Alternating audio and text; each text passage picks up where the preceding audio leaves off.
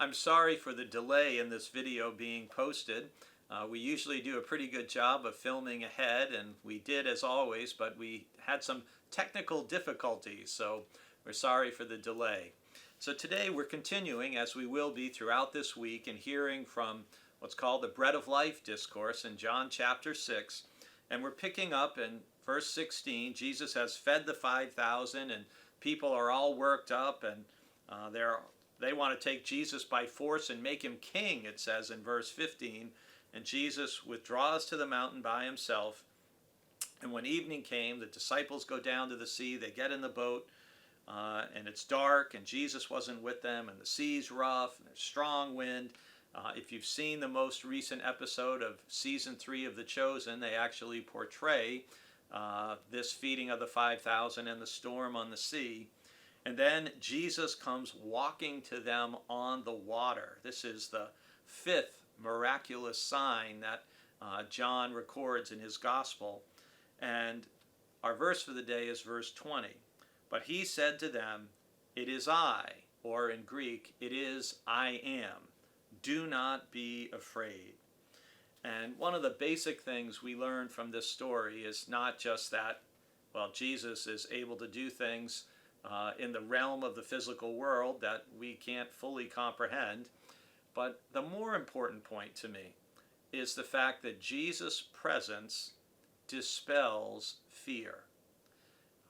They were in a stormy situation. The waves are rough, the wind's rough, it's dark. It had to be frightening. Jesus walking to them on the water had to be a little frightening and unnerving, probably more than a little. But Jesus says, "It is I am, do not be afraid." And again, saying "it is I am" is a hearkening back, as Jesus so often does, to the Hebrew Bible, and in this case to the story of the call of Moses, where Moses turns aside to see a bush that is burning but is not consumed. Also something that's hard to physically understand or explain, but he hears the voice of God when Moses asks God's name, and God says, "I am who I am," or "I am that I am." And so Jesus is echoing that language when he's announcing himself to the disciples and telling them not to be afraid. In any situation in life in which you find yourself fearful, it could be because of a family situation, a relationship. It could be because of a physical condition or diagnosis. It could be because of grief or the anticipated grief of someone you love and you know they are nearing the end of his or her life.